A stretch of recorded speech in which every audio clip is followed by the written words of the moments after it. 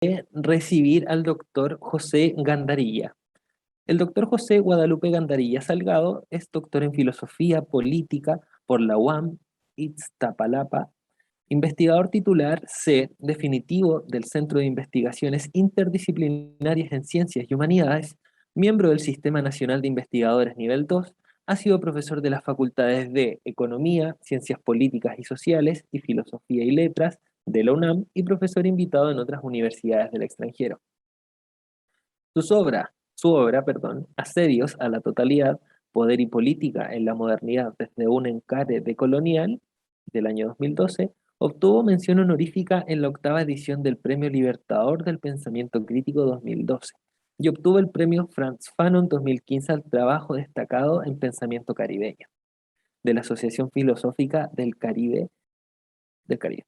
Sus más recientes libros son Atravesar la pandemia, ensayos de cuatro manos del año 2021, en coautoría con María Jaide García Bravo, Colonialismo neoliberal, modernidad, devastación y automatismo de mercado del 2018, y como coordinador La crítica en el margen hacia una cartografía conceptual para rediscutir la modernidad del año 2016, y del monólogo europeo al diálogo interfilosófico, ensayos sobre Enrique Dussel y la filosofía de la liberación del año 2018.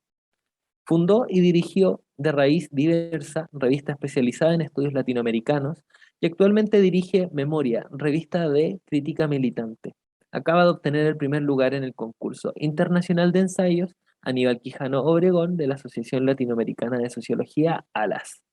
La conferencia del doctor Gandarilla se titula 1521-2021. Los conquistados y los condenados de la tierra y sus discursos. Profesor, el espacio es todo suyo.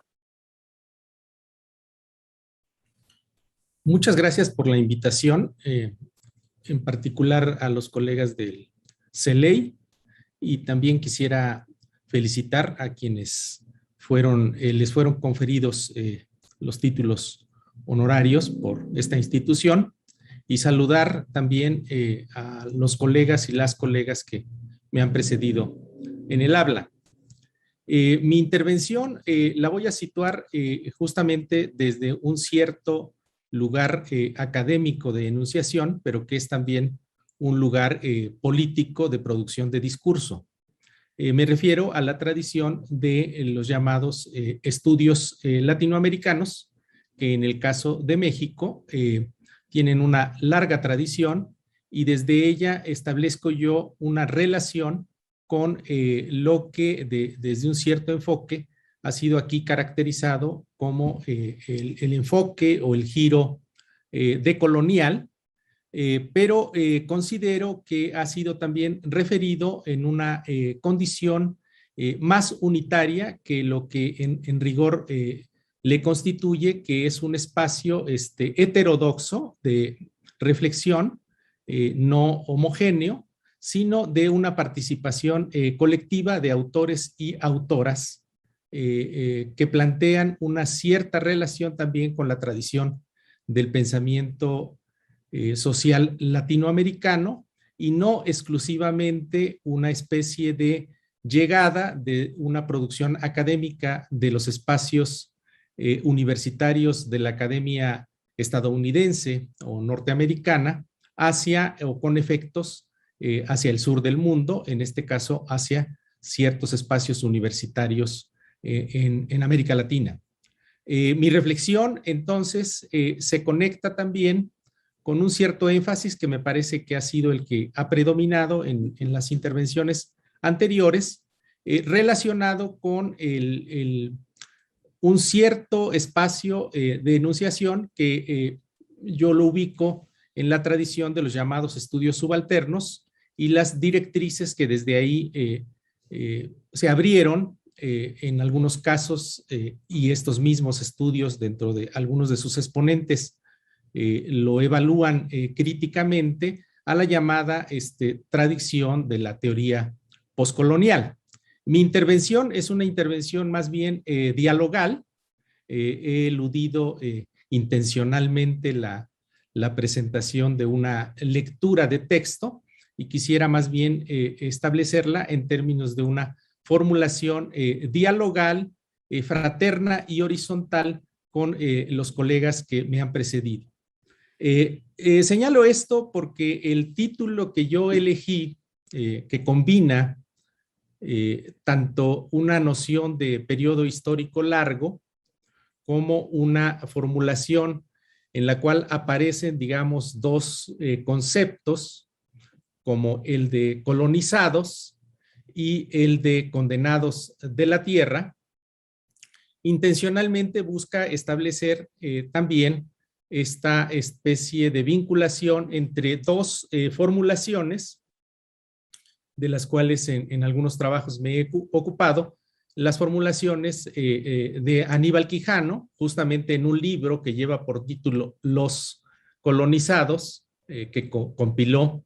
o que coordinó, producto de un encuentro académico de inicio de los años 90, el historiador peruano Heraclio Bonilla. Justo en ese trabajo se ha señalado por algunos autores la formulación originaria de un cierto enfoque, el que pretendería relacionar los problemas de la modernidad con la colonialidad. Es justo en ese ensayo que Quijano presenta, además de otros espacios, lo había publicado simultáneamente en otros sitios, pero aparece en ese libro de Los colonizados,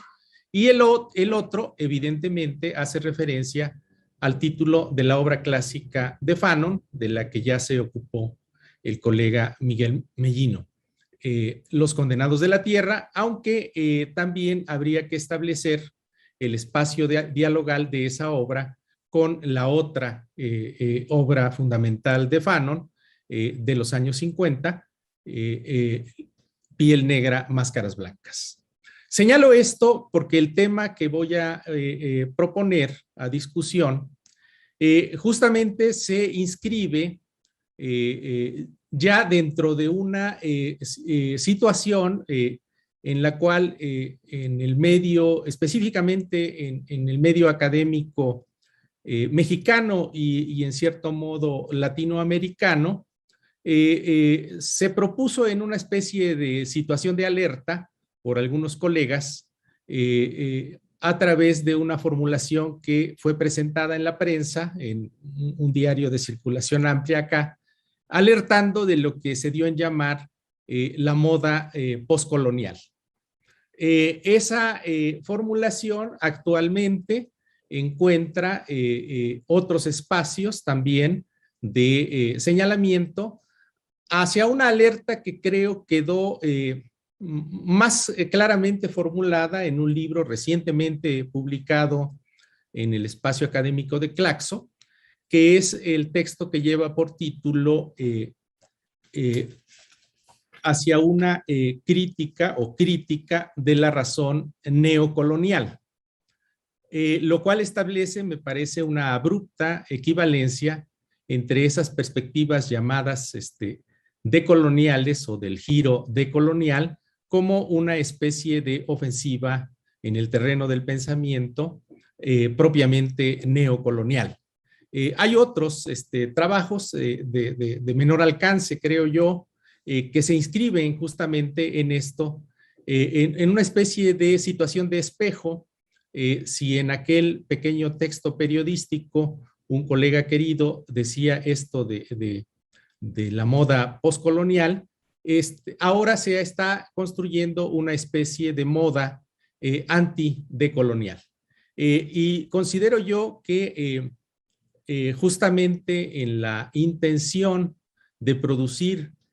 un discurso que incluso tenga cierto impacto en los establecimientos educativos de tercer nivel, es decir, en la producción universitaria y la crítica de la fórmula, digamos, o la forma que ha predominado en estas instancias de producción de conocimiento, que es en rigor la de la expresión de la cultura, de los valores y de las instituciones de la cultura occidental, es necesario en ese sentido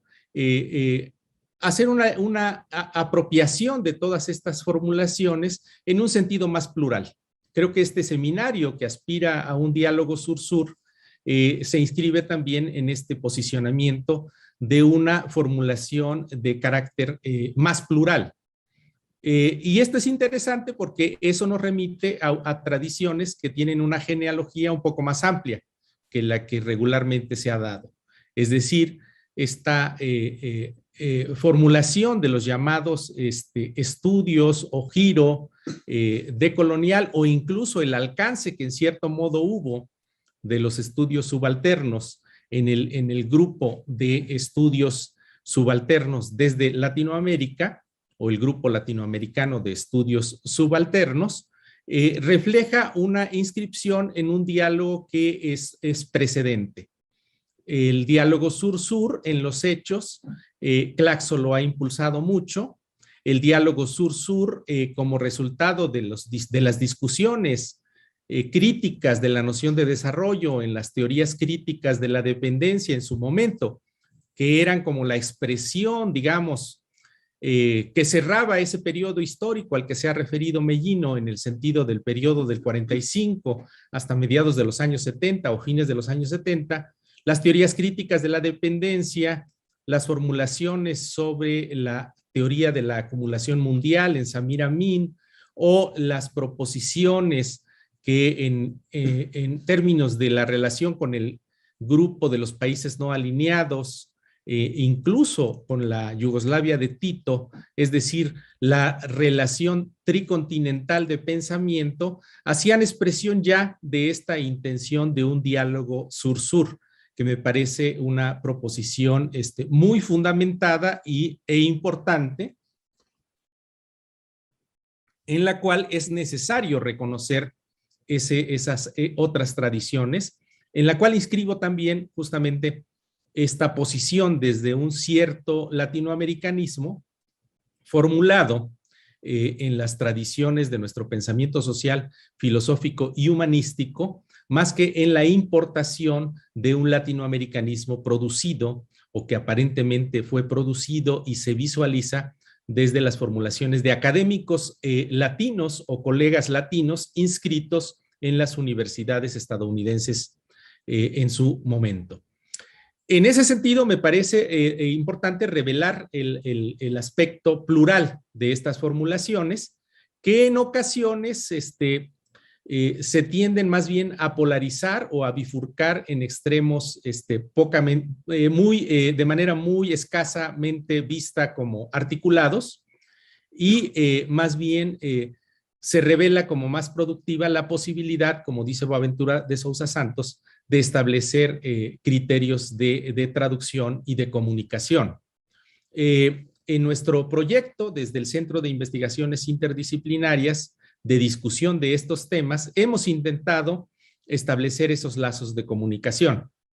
Por esa razón nos involucramos en un determinado momento en la difusión de la obra de Boaventura de Sousa Santos, y también establecemos una cierta noción de vinculación de estos debates con un cierto relevo de sentido al interior de la teoría crítica y una necesaria comunicación, sí, con estas tradiciones de estudios subalternos y de teoría postcolonial. El tema que he sugerido en el sentido del periodo histórico de 1521 a 2021 justamente hace referencia tangencialmente, no porque en algunos casos sí, explícitamente señalada, como una reacción también a la caracterización de esos eventos del 1521 como pues resultado efectivo, espectacular o acontecimiental de los procesos de la llamada por algunos invención de América, del encontronazo cultural violento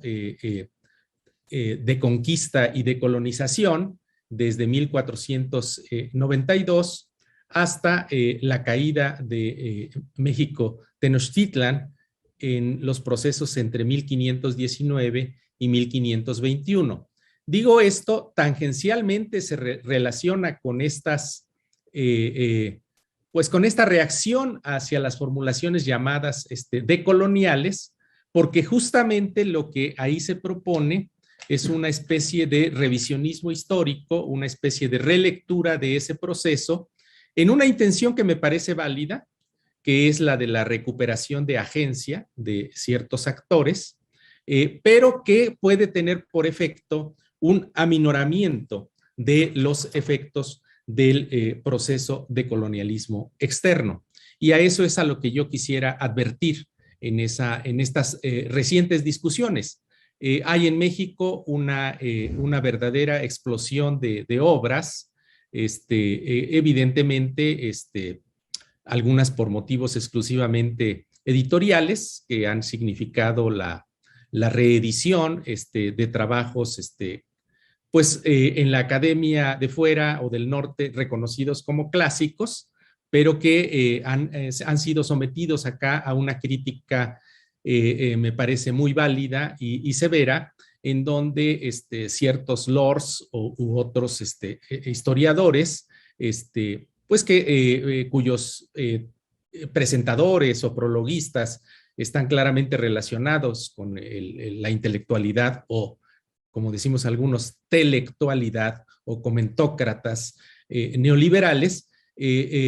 pues están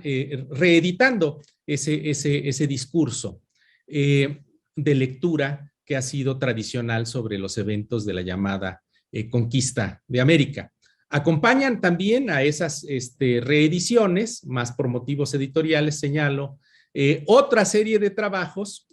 algunos de ellos en los cuales se intenta revertir esa tradicional lectura por una intención, decía yo, de recuperación de agencia. Y aquí relaciono con el problema que se ha señalado en términos de la noción misma de subalternidad. La condición, la refiero, la noción de subalternidad no es una identidad, es una condición. Y en ese sentido, la pretensión de recuperación de agencia en este específico periodo histórico, en este acontecimiento inaugural de los procesos de modernidad, de capitalismo y de creación de los imperios modernos, ha significado una cierta lectura en la cual la recuperación de agencia se ha dirigido básicamente a tres espacios. Uno, la de los llamados pueblos o comunidades, que en un cierto momento están sometidos a la dominación, algunos dicen cuasi despótica, de los mexicas o de la triple alianza entre Tenochtitlan, Tlatelolco y Tacuba o Tlacopan. Esa triple alianza, evidentemente, que somete a pueblos a condiciones de entregas tributarias. Estas nuevas lecturas formularían justamente que ahí en esa condición de subalternidad de los otros pueblos, básicamente los más importantes, tlaxcaltecas, cholultecas, los de Huejotzingo y otros, formularían una alianza que sería justamente la que emprendería el proceso de disolución del dominio despótico o imperial de los mexicas. En esa recuperación de agencia, el concepto fundamental que se plantea o se blande en este debate es el de creación de esa alianza.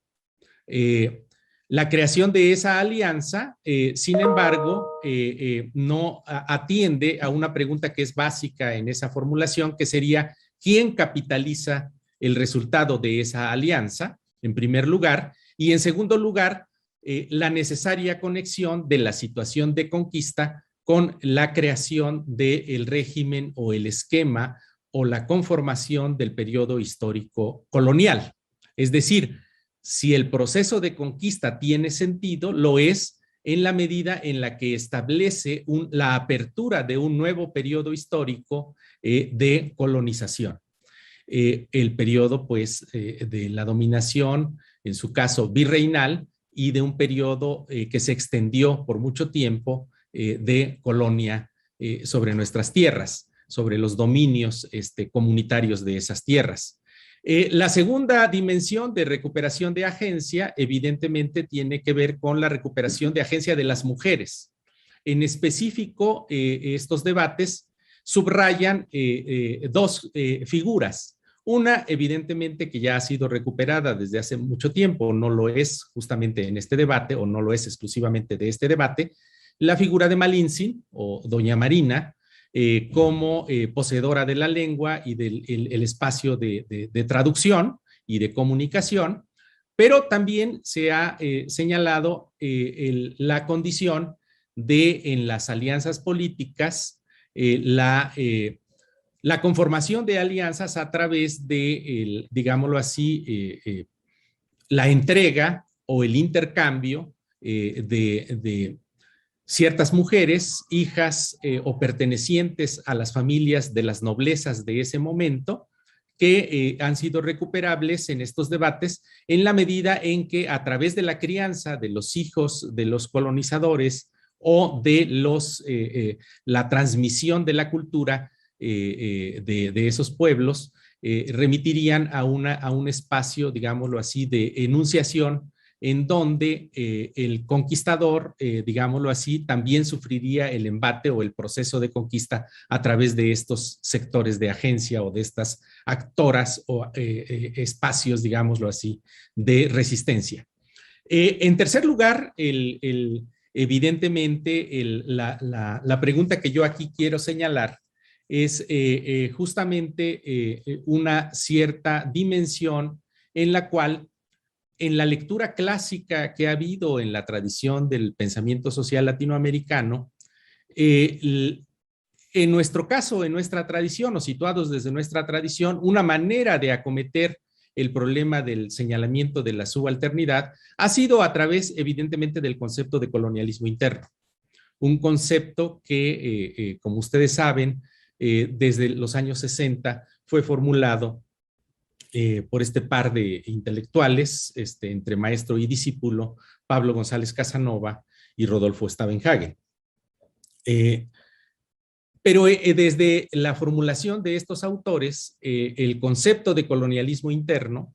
no pierde su conexión. De hecho, González Casanova lo formula en cierto modo como la posibilidad, dice él, de transpolación de conceptos en términos de una realidad de colonialismo externo con relación a la conformación de colonias internas o de espacios en donde las relaciones sociales que caracterizaron al periodo histórico del colonialismo externo se isomorfizan en formas de relaciones sociales de colonialismo interno al interior de los espacios del Estado-Nación. En estos debates hay también, aunque hay una remisión a las nociones de colonialismo interno, hay una mayor desconexión de esa formulación con las nociones clásicas del colonialismo externo. Y justamente porque una de las unidades de análisis en las que se despliega la mayor importancia de este debate es justamente en términos de la cuestión del Estado. Es en términos de la unidad de análisis del aparato estatal, los espacios, digámoslo así, o los momentos en los cuales en una determinada situación la nación pareciera ser arrebatada por una cierta forma de Estado. Y esto hace una conexión muy importante que no hay que eludir, porque es uno de los nodos de discusión en donde justamente se parten aguas entre esta tradición del llamado decolonialismo o de las perspectivas de la decolonialidad. Es decir, donde no pueden ser caracterizadas como una conformación ni homogénea y menos monolítica, sino que... Profesor, le quedan 2 minutos para finalizar. Estaba calculando mi intervención en 30 minutos, entonces pienso que me quedaba un poquito más de unos 5 minutos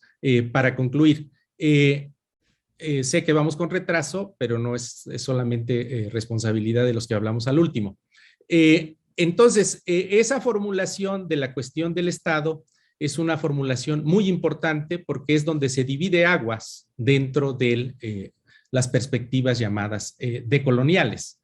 Y entonces, autores y autoras que en un determinado momento aparecían en una discusión que parecía irreconciliable, en otros espacios de discusión y de posición política aparecen como posiciones más hermanables o militan del mismo lado. Y esto tiene que ver con los procesos políticos, no hay que eludirlo, con los procesos políticos actuales. Voy cerrando. Por la razón de que en cierto modo la política que se vive en los países latinoamericanos y la absorción de esas discusiones o de esas tradiciones en una lectura que pretenda homogeneizar o englobar en una sola tradición, haría un desperdicio de una pluralidad de la discusión. Porque justamente algunos de los señalamientos, por ejemplo, que ha hecho enfáticamente el doctor Mellino, están presentes en un cierto arraigo de esa discusión desde la tradición social latinoamericana. Yo mismo los he tratado de caracterizar como la posición o la perspectiva de formular un uso descolonial del legado y el enfoque crítico de Marx, en un sentido también de construir una especie de lo denominado de esa manera, un marx-riateguismo, es decir, una tradición que enlace en ese propósito las formulaciones, el enfoque, el legado crítico de Marx, en términos de un genial crítico, pero también con limitaciones del capitalismo, pero en los específicos problemas de la periferia capitalista. O de las situaciones de margen o las situaciones de los afueras del capitalismo central. Esta vinculación también la he sugerido en la posibilidad de construir un discurso como el que se demandaba en una obra simultánea a la publicación del clásico libro de Said de orientalismo, en un trabajo que se publicó a través de la UNESCO en el año de 1978 con el título de Raza, Etnia y Sociedad, que en donde se recogen participaciones, entre otros, de Stuart Hall, y en donde se sugiere, en cierto modo, la necesaria conexión de las tradiciones de Marx con la tradición de Fanon. Eso yo lo he recuperado en la necesidad de construir un cierto Marx-fanonismo en la medida en la que, en efecto, los procesos de descolonización, de disolución de las relaciones materiales que caracterizan al colonialismo, son eventos que, como diría Hall, no tienen ninguna garantía, pero son eventos que tienen posibilidades en el marco de las contradicciones del sistema actual, de la crisis civilizatoria a la que apuntó el profesor Juni al inicio, en donde, aunque no hay garantía y puede, digámoslo así, no se puede, digamos, someter exclusivamente a una lectura desalentadora de los procesos que ha vivido nuestra región. Y con eso lo que quiero señalar es que muchos de los críticos que alertan o previenen, establecen un necesario criterio o principio de precaución ante estas formulaciones políticas que vivió en cierto modo o vive el llamado progresismo latinoamericano, han sido, evidentemente, han estado muy pendientes de señalar esa cuestión de las posibilidades de que esos criterios de rebeldía, de resistencia o de subalternidad no sean captables en formulaciones incompletas desde el Estado, pero muchas veces esos críticos de esa necesaria dimensión de lo estatal son conformistas intelectuales académicos que no critican en ningún sentido tampoco las vivencias, las formas y los modos de producción y evaluación académica en las universidades, que son también espacios de transmisión de los valores y de la cultura moderna occidental. En ese sentido, mi intervención va a la necesidad de establecer, como diría la colega que me precedió en el habla, esta especie de doble vínculo en el sentido de conformar o de tratar de construir hermenéuticas de lectura del mundo o de los problemas políticos en los que acontecen las realidades de nuestros estados y también en los espacios de producción académica. De ese modo, justamente podríamos tener una lectura más justa de ese periodo histórico que se abre en el 1521 y no aminorar los efectos del colonialismo externo, como creo ocurre en esta cierta discusión, cuando lo que ya se está planteando es esta especie de modificación de las formulaciones de un historiador norteamericano, Matthew Restal, que en su momento y en su lectura de este proceso habla de los conquistadores africanos o de los conquistadores indígenas, y en las lecturas que he señalado al inicio, en esta relectura de este periodo histórico, algunos trabajos apuntan exclusivamente a la dimensión de que hay que reconocer la agencia de los indígenas conquistadores, desperdiciando también, o en cierto modo no enfocando, el problema de hacia dónde se capitalizó esa alianza que destrozó una de los complejos civilizacionales más fuertes con los que se encontró el mundo europeo naciente como realidad no solo geográfica, sino histórica, y que en cierto sentido, a mi juicio, establecen una desconexión innecesaria entre la realidad del colonialismo externo con su articulación en los procesos de colonialismo interno. La necesidad de esa discusión es muy importante y creo que requiere de estas formulaciones más plurales y no de, digámoslo así, la formulación de espacios muy homogéneos que muchas veces no contribuyen más al debate y menos a la articulación política necesaria para producir sociedades más justas en las realidades periféricas del capitalismo. Muchas gracias.